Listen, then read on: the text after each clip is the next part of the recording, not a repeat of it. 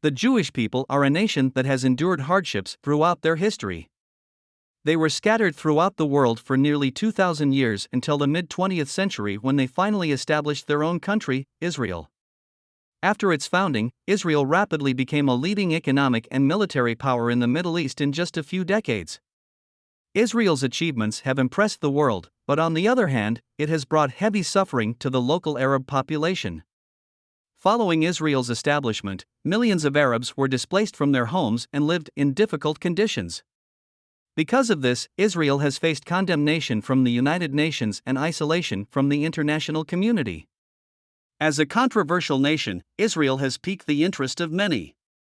There are numerous historical works about Israel, but unlike others, this book by Godis provides detailed insights into the lesser-known Jewish concepts before the founding of Israel and the evolution of the political situation in Israel after its establishment. These are areas that are rarely covered in other Israeli histories. Dennis Ross, a former Middle East envoy for the Clinton administration, even suggests that if you were to read only one book about Israel, it should be this one. I will now present the contents of the book in 4 parts. First, the experiences of the Jewish people before the founding of Israel. Second, the influence of the international community on the Jewish Zionist movement. Third, the process of Jewish nation building. Fourth, the post-establishment development of Israel. Now, let's begin with the first part, the experiences of the Jewish people before the founding of Israel. In the late 19th century, many enlightened Jews began actively planning the Jewish Zionist movement, with Theodor Herzl being its most outstanding representative. Herzl was born in Hungary in 1860 and moved to Vienna at the age of 18. After graduating, he became a well-known writer in Vienna. Having lived in Europe for a long time, he witnessed how rampant anti-Semitism was in Europe. Therefore, he decided to make the Jewish Zionist movement his life's work. To elucidate his position, Herzl wrote The Jewish State in 1896. In the book, he analyzed the roots of Jewish persecution and proposed the idea of Jews establishing their own state. The book caused a sensation immediately upon publication, with multiple versions in English, Hebrew, Russian, French, and more appearing in 1896 alone, making it one of the most widely circulated Jewish works. Herzl gained tremendous prestige through this book and became a leader of the Jewish Zionist movement. The main reason the Jewish state had such a huge impact was that it rekindled the ancient dream of the Jewish people, which had existed for over 1,000 years.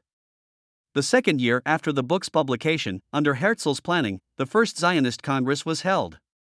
The Congress achieved several important outcomes. First, it drafted the World Zionist Organization's platform, which explicitly stated the goal of establishing a Jewish state in Palestine. Second, it established the national anthem of the Jewish state. Third, it established the Jewish National Fund, which was used to purchase land in Palestine under Ottoman rule. Fourth, it set up numerous committees and administrative bodies, laying the foundation for the future advancement of the Jewish Zionist movement. Through this Congress, the Jewish people took a significant step toward nation building. While Herzl was making various efforts for the Jewish Zionist movement, the Jewish scholar Ben Yehuda was engaged in another important task, the revival of the ancient Jewish language, Hebrew. Ben Yehuda, during his early years of study at the University of Paris, saw the profound impact French had on French nationalism. He realized that for the Jewish nation to achieve revival, they needed not only to establish their own state but also to have an independent language. Therefore, Ben Yehuda created a form of Hebrew that could be used in daily life and promoted it in Jewish communities in Palestine, reviving this ancient language. Although the Jewish people were eager to have their homeland, there were differences in how to achieve this goal. The most significant disagreements included: first, contrary to Herzl's views, the renowned Jewish scholar Ahad Hayam believed that establishing a sovereign state would not save the Jewish people. He advocated for creating a spiritual center in Palestine that would enrich the spiritual life of Jews. He engaged in heated debates with Herzl, but later events, such as the Kishinev pogrom, garnered support for Herzl's viewpoint from the majority of people. Although Ahad Hayam's perspective was not adopted, his idea of Jewish spirituality continues to influence Jews to this day.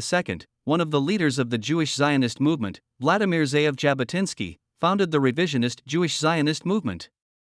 The term revisionist referred to his desire to abandon the gradual approach to nation building and oppose the diplomatic means of achieving statehood. Jabotinsky's view was that Jews needed to use force to achieve their goal of nationhood. He purchased weapons to arm Jews and prepared for armed uprisings to gain independence. His views were opposed by many at the time, but history repeatedly proved him right. Third, another leader of the Jewish Zionist movement, Aaron David Gordon, proposed the theory of labor Jewish Zionism. He believed that new Jews should be nurtured through labor, and these new Jews would emerge through the process of labor. Gordon established the kibbutz, a collective community based on socialist principles, which later became a valuable asset in Israeli society. Fourth, many religious figures opposed the establishment of a Jewish state. They believed that the Jewish Zionist movement contradicted the essence of traditional Judaism. According to Jewish religious doctrine, the world exists in two states, exile and redemption. Under this belief, when the Creator deemed the time right, Jews would be able to return to their homeland. Therefore, they believed Jews should not attempt to establish a state but rather wait for divine redemption.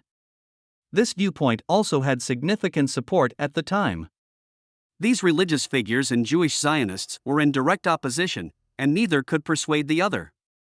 The Jewish Zionist movement was like a melting pot, with Jewish people continuously debating and searching for the path to nationhood. This division and controversy persisted even after the establishment of the State of Israel and continued to play a significant role. While figures like Herzl were planning to establish a Jewish state, some Jews had already begun immigrating to Palestine. At that time, Palestine was still under Ottoman rule and was economically underdeveloped, with a predominantly Arab population.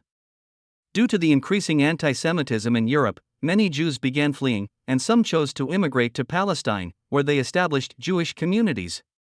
However, for these new immigrants to settle in Palestine, they needed to purchase land from the Ottoman Empire and acquire housing, equipment, livestock, and other necessities, all of which required funds. So, where did this funding come from? It was thanks to the generosity of wealthy Jewish merchants in Europe who donated substantial wealth to these immigrants. The most famous philanthropist among them was Baron Rothschild, who donated a total of $6 million, which was a significant sum at the time, equivalent to $150 million today.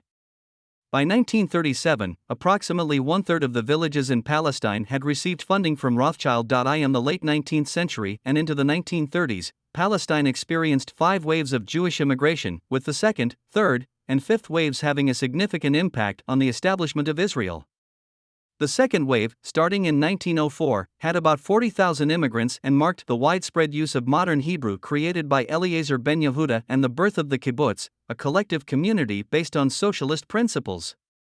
The kibbutz was rooted in the principles of collective responsibility and labor, with all affairs shared and undertaken collectively by members, and even the concept of the nuclear family was downplayed, as children lived in communal child-rearing centers rather than with their parents.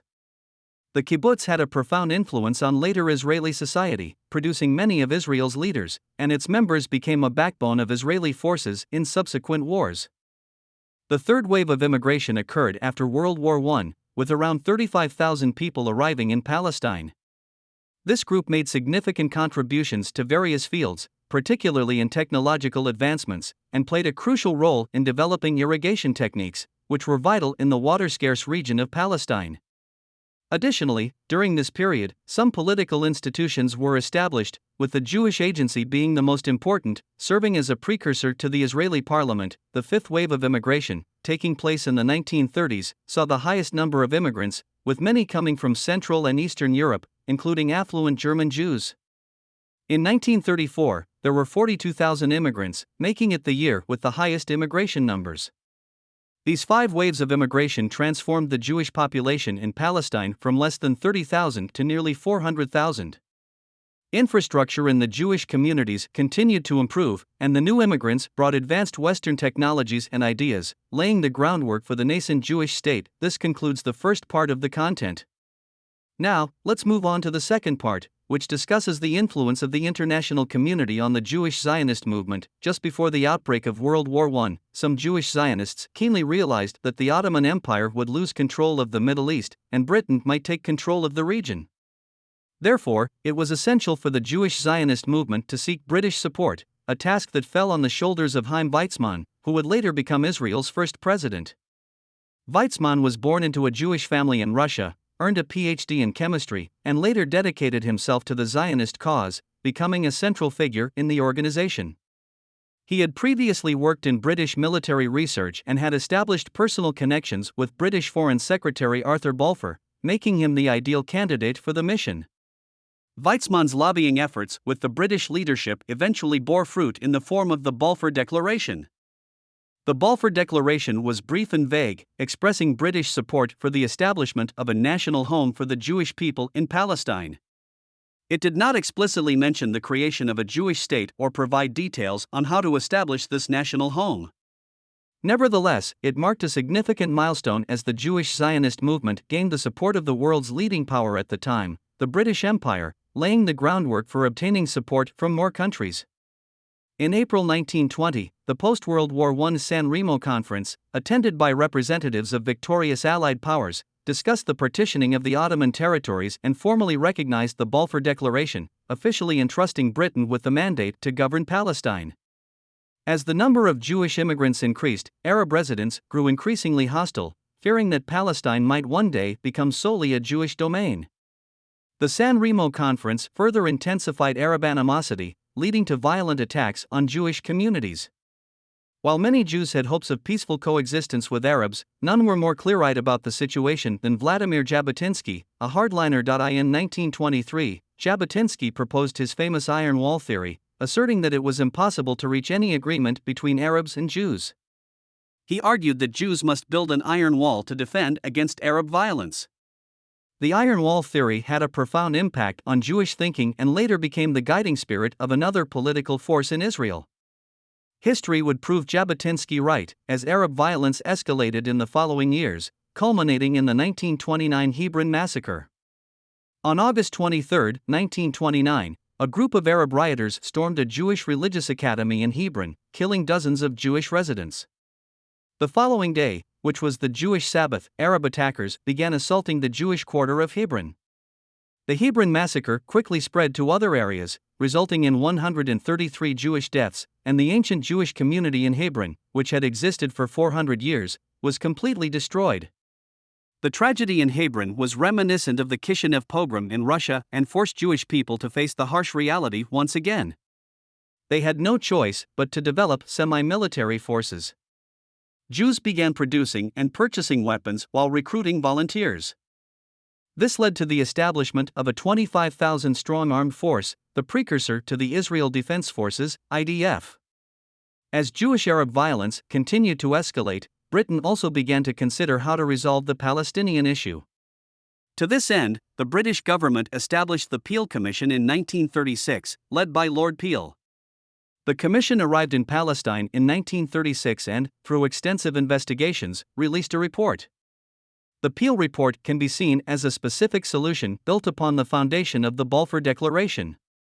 The core of the Peel Report was the assertion that Palestine could not be governed by two nations, and the only solution was partitioning. The Peel Commission report further clarified the territorial divisions between Jews and Arabs. Lord Peel recommended allocating 20% of Palestine's territory to Jews and the remaining 80% to Arabs. The benefits granted to the Jews were far less than they had anticipated, which angered the hardliners led by Jabotinsky. However, most Jewish leaders advocated accepting this proposal because they realized that, at the moment, the Jews were not strong enough to fight for larger territory. This was considered a significant achievement, and once they had a firmer foothold, they believed they could expand the Jewish state. Nevertheless, the Arab response was a resounding rejection of the proposal. They could not accept the establishment of a Jewish state on any portion of their land, no matter how small. Meanwhile, in Europe, the situation for Jewish people continued to worsen, with the Nazi regime intensifying its persecution. In November 1938, a large-scale anti-Jewish violence erupted in Germany and Austria. The Nazi SS and Hitler Youth launched attacks against Jews, resulting in the destruction of about 7,500 Jewish-owned businesses, the burning of 267 synagogues, the devastation of countless Jewish homes, and the deportation of 26,000 Jews to concentration camps. This event became known as Kristallnacht, or the Night of Broken Glass. However, this was just the beginning, as a more significant catastrophe was about to befall the Jewish people. In January 1942, high-ranking Nazi officials convened at the Wannsee Conference and adopted a new plan for the mass extermination of Jews in secret camps in Poland. During World War II, approximately 6 million Jews were systematically murdered by the German Nazis, constituting one-third of the world's Jewish population. The Holocaust was a monumental disaster, but it also brought unity among Jewish people regarding the importance of having their own state. The Holocaust served as a grim reminder of why a Jewish homeland was crucial. Next, I will tell you about the third part, the process of the Jewish nation building. In January 1947, at the proposal of the United Kingdom, the issue of the future of Palestine and the establishment of a Jewish state was brought before the United Nations. The United Nations established the Special Committee on Palestine, which, in September of the same year, submitted a recommendation for a partition plan with a vote of 8 in favor to 2 against. The core of the proposal was to divide Palestine into 2 states, with 55% of the land allocated to Jews and 45% to Arabs. The United Nations partition plan for Palestine, known as Resolution 181, was passed in November of that year. This marked the end of nearly 2,000 years of waiting for the Jewish people. 50 years had passed since the first Zionist Congress in 1897, and Herzl's dream had finally become a reality. Although the United Nations had approved the partition plan, there were still significant disagreements within the Jewish community about the practicalities of establishing a state. Once Jews declared independence, a war with the Arab states seemed inevitable. However, the Jewish forces were weak, and both the U.S. State Department and the CIA believed that the Jews could not hold out for long with their military capabilities. Therefore, many Jewish leaders believed they should patiently wait for the right time to declare statehood. At this time, the highest Jewish leader was David Ben-Gurion, originally named David Grun, who grew up in a Jewish family in Poland. Influenced by his family background, he became a staunch Zionist at an early age. He held prominent positions within Jewish organizations and, thanks to his exceptional abilities, rose to become the paramount leader. After the establishment of Israel, he became its first prime minister. Ben-Gurion was a genius at grasping historical trends, and he keenly understood that if the Jewish people did not seize this moment to establish their state, they might never get another chance. Under his leadership, the Jewish Agency Executive narrowly passed a decision to establish a Jewish state. On May 14, 1948, Jews held an independence ceremony at the Tel Aviv Museum, during which Ben-Gurion read the Declaration of Independence. The ceremony lasted only 32 minutes but marked the beginning of a new chapter in Jewish history. The new state was named Israel. At this moment, Jewish people throughout the country were celebrating. They had wandered and endured countless hardships since being expelled from their homeland by the Romans. Returning to their ancestral land and establishing their own nation had been the dream of generations of Jewish people, and they had waited almost 2,000 years for this moment. From now on, they would no longer have to fear another massacre. The Jewish victory meant the defeat of the Arabs, and war between Israel and Arab states became inevitable.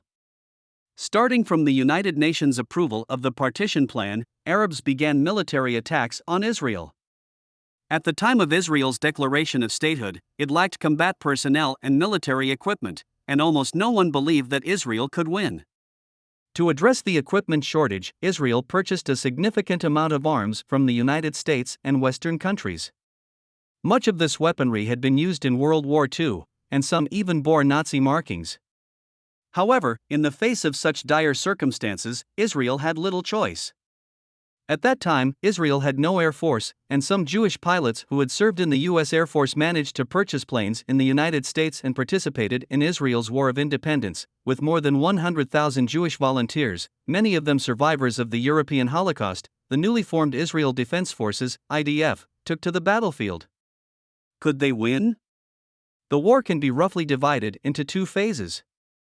The first phase started from the United Nations approval of the partition resolution until Israel's declaration of statehood. During this period, Jewish military organizations fought against local Arab irregular forces. The second phase began with the establishment of Israel and lasted until the end of the war in early 1949. During this stage, Israel's newly formed regular army faced the armies of Lebanon, Syria, Iraq, Jordan, and Egypt. The war concluded with the defeat of the Arab states. Israel not only defended its sovereignty but also occupied 80% of Palestine's land, an area more than 6,000 square kilometers larger than what was stipulated in the United Nations Partition Resolution. In this war of independence, the most unfortunate were the Arab residents of Palestine who became refugees. About 700,000 of them were forced to leave their homes, where they had lived for generations, and they continue to live in refugee camps in countries like Lebanon, Syria, and Jordan to this day. Their tragic plight has garnered widespread sympathy internationally. While Israel bears some responsibility for their fate, the author believes that the countries that received these refugees are equally responsible. To fuel international condemnation of Israel, they deliberately left these refugees homeless and denied them citizenship. After the war ended, approximately 700,000 Jewish people living in Arab countries were expelled, roughly equivalent to the number of Arab refugees. When they arrived in Israel, they immediately obtained citizenship.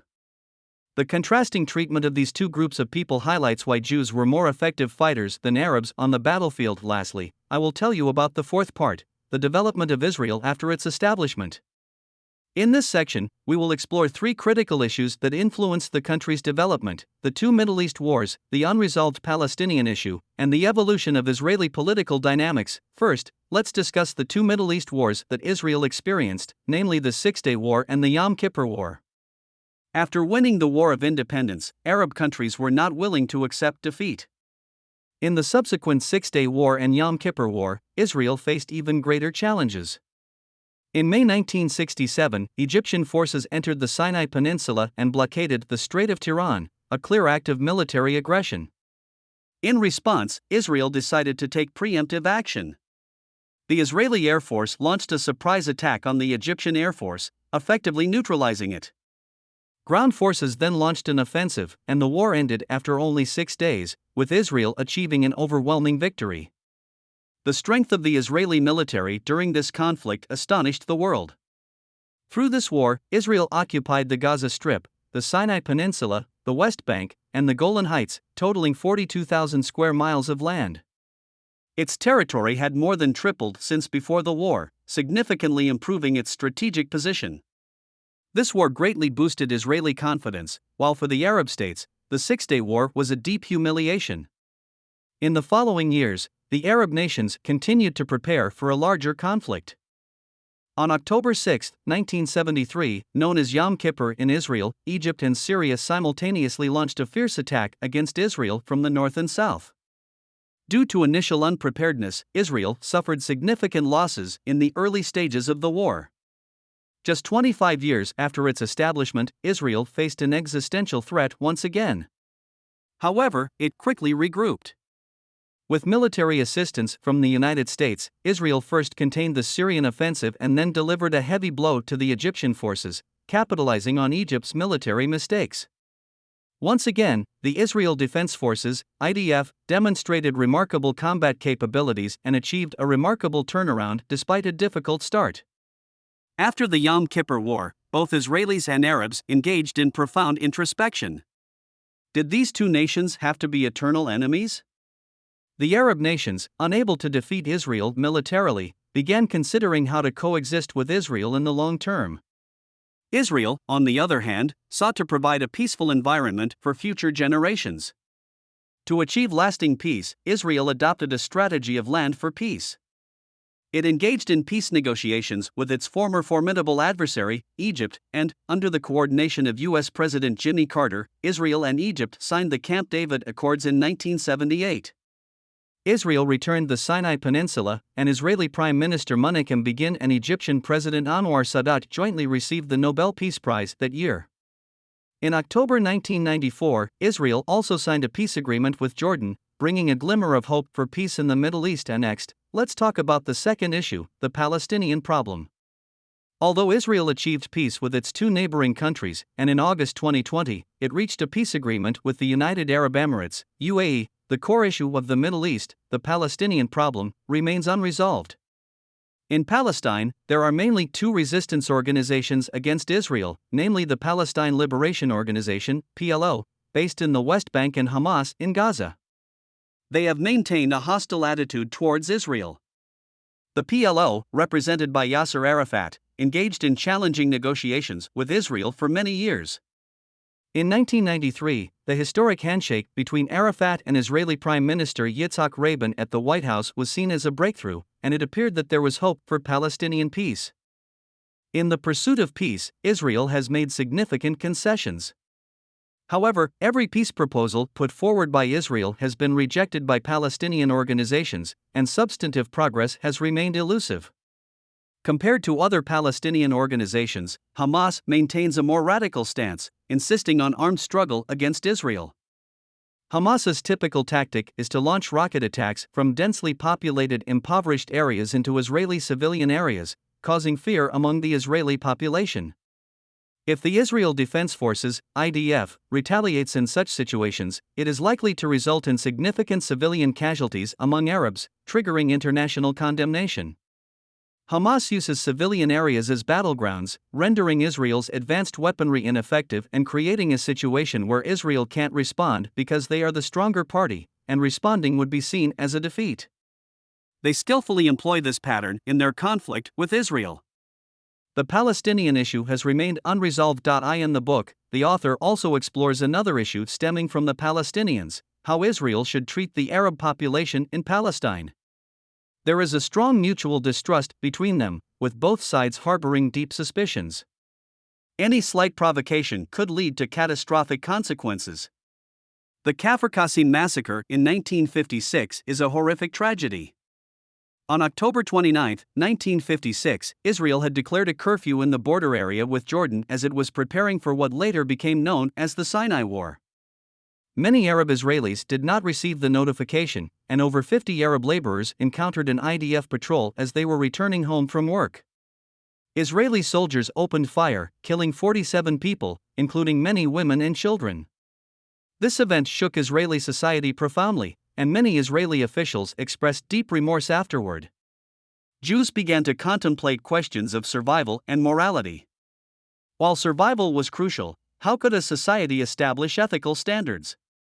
This introspection has continued to influence Israeli society. Now, let's discuss the final issue: the origins of Israeli political factions and their respective political ideologies. Israeli political parties have frequently shifted and combined, but overall, they can be broadly categorized into the Labour Party, represented by figures like Ben-Gurion and Rabin, on the left, and the Likud bloc, represented by figures like Begin and Sharon, on the right. These two political forces represent the two major social groups in Israel. Jewish immigrants came to Israel from various parts of the world, having lived in different countries and been influenced by local cultures. As a result, their ideologies varied significantly, leading to differences in beliefs and even serious discrimination. The author in the book analyzes the sources of Jewish immigration, and the societal issues it triggered. Jewish immigrants can be roughly categorized into several groups: Ashkenazi Jews from Europe, Oriental Jews expelled from Arab countries, and others, including Jews from the Soviet Union and Ethiopia. Ashkenazi and Oriental Jews are the two main social groups in Israel, and they have long-standing conflicts between them. In Israeli political factions, the left represents Ashkenazi Jews, while the right represents Oriental Jews. Ashkenazi Jews arrived in Palestine during the waves of immigration before the establishment of Israel. Despite not forming a significant portion of the population, they often held a sense of superiority. They believed that European culture was more advanced than others and that they should be the dominant force in society. Ben-Gurion, their representative, was a visionary politician but had a clear elitist tendency, exacerbating internal conflicts within Israeli society. Ben-Gurion had a history of discriminating against Oriental Jews, even proposing separate schools for Ashkenazi and Oriental Jewish children. He believed that doing so would prevent Ashkenazi children from degenerating into Oriental Jews. This period of history in Israel is not without its blemishes, and these early social issues set the stage for the evolution of the Israeli political landscape. Oriental Jews had long been marginalized in various sectors of society. After the 1970s, they began striving to change their circumstances and eventually succeeded in the 1977 elections when Menachem Begin's Likud bloc defeated the long-ruling Labour Party. The left and the right in Israel have significant policy differences, with one of the main points of contention being how to handle the occupied Arab territories. While the land acquired during the War of Independence provided Israel with living space, the vast territories acquired during the Six-Day War became a burden. In that war, the IDF displayed remarkable valor, and they could have occupied even more land, but the challenge was how to manage the newly acquired territories and the 1.25 million Arab inhabitants. Right-wing individuals believed that these territories would make Israel more secure.